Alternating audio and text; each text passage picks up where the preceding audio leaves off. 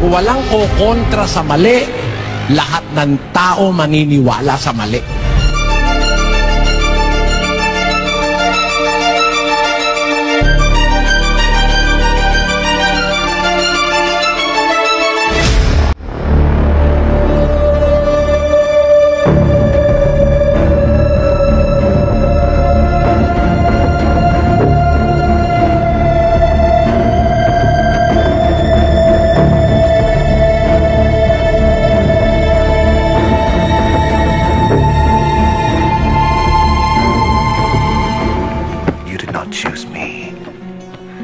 I chose you and appointed you to go and bear much fruit, the kind of fruit that endures. And so, the Father will give you whatever you ask of him in my name. This, then, is what I command you.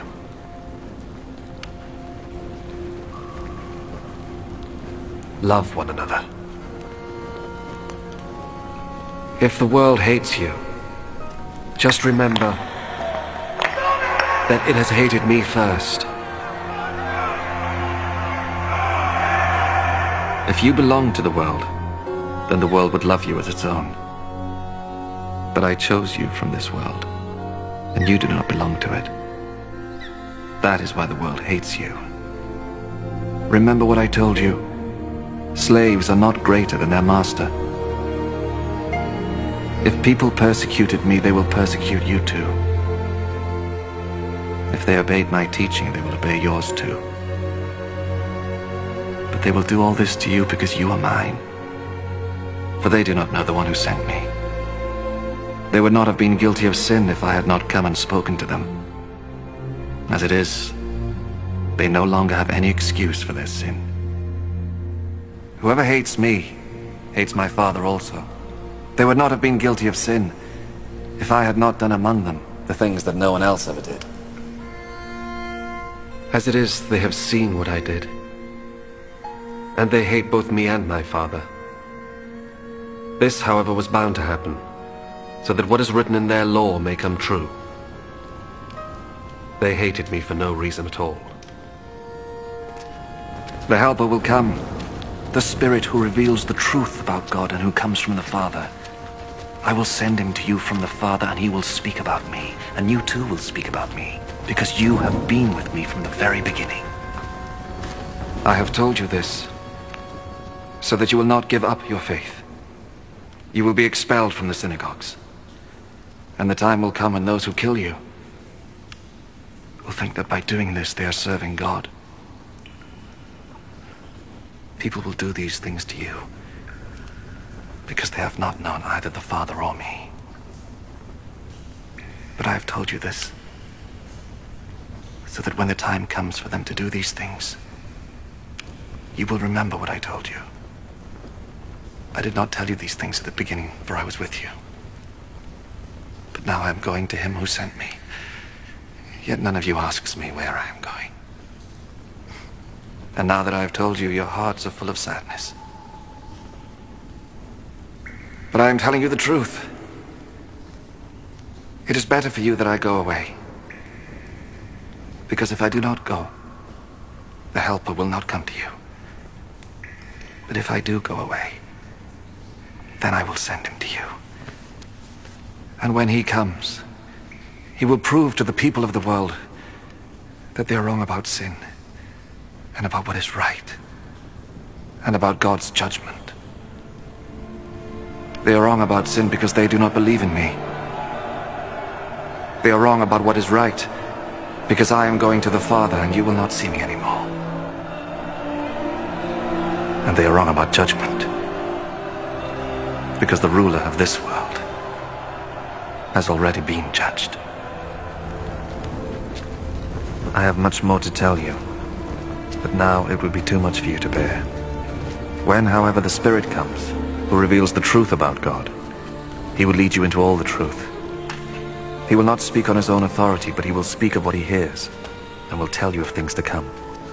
He will give me glory, because he will take what I say and tell it to you. All that my Father has is mine. That is why I said that the Spirit will take what I give him and tell it to you. In a little while, you will not see me anymore. And then a little while later, you will see me. Sinasabi po sa Biblia yung salitang panahong mapanganib. Sabi po ni San Pablo sa 3:1 ng ikalawang Timoteo, dadapot alamin mo ito ang wika na sa mga huling araw ay darating ang mga panahong mapanganib, sapagkat ang mga tao'y magiging maibigin sa kanilang sarili, maibigin sa salapi, mayayabang, mga mapagmalaki, mapagtungayaw, masuwayin sa mga magulang, mga walang pasalamat, mga walang kabanalan, walang katutubong pag-ibig, mga walang paglulubag, mga palabintangin, mga walang pagpipigil sa sarili, mga mabangis, hindi mga maibigin sa mabuti, mga lilo, mga matitigas ang ulo, mga palalo, mga maibigin sa kalayawan kaysa mga maibigin sa Diyos. Marami pong tao ngayon wala nang habag, awa sa kapwa-tao. Pumapatay ng walang dahilan. Kasi po, yung pumatay ka at kumuha ka ng buhay na hindi naman sa'yo nanggaling, ay ano yun, napakalaking kasamaan at kapahamakan, lalo na pagkatao, mga kapatid. Ngayon, pinapatay po ang tao, walang dahilan kung minsan. Ito pong lahat ng ito ay sinasabi sa Biblia, mga kapatid, mga kababayan.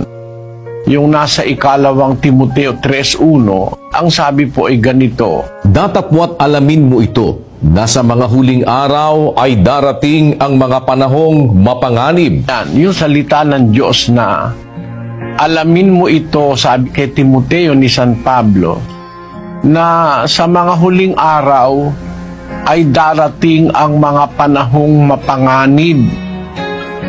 Totoo po ito mapanganib ngayon. Ganun po ngayon ang kalagayan ng mundo. At ito po hindi natitino, pasama pa po ng pasamayan. Kahit na po sabihin pa ng mga politiko na bubuti, ang salita po ng Diyos ay totoo.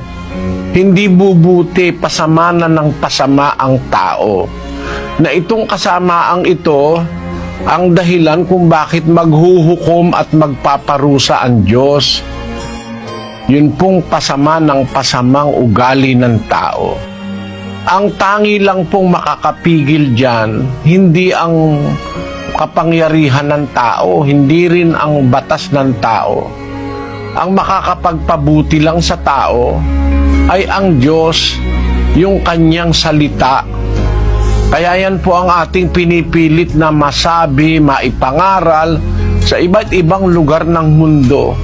Salita lang ng Diyos ang tanging lunas sa kasamaan sa ating panahon. Meron sanang mga taong mabuksan ng isip na maihiwalay sa kanilang pagkatao lahat ng kasamaan at karumihan, yung pag-apaw ng kasamaan, at ang paraan nun, yung sinabi ni Santiago, tanggapin ninyong may kaamuan ang salitang itinanim na makapagliligtas ng inyong mga kaluluwa. Ayun po, yung salita ng Diyos ang tanging pangpatay sa lahat ng kasamaan. Akala ng tao alam nila kung bakit ako narito. Tingin nyo nagpunta ako para maghasik ng kapayapaan sa lupa? Hindi ako naparito para sa kapayapaan, kundi sa tabak. Ang paghihiwalay sa loob ng mga tahanan at higit pa, kapag may nagpasyang sumunod sa akin, ibig sabihin sa isang bahay, 5 ang paghihiwalayin, 3 laban sa 2 at 2 laban sa 3. Hindi ko intensyong paghiwalayin ang mga pamilya.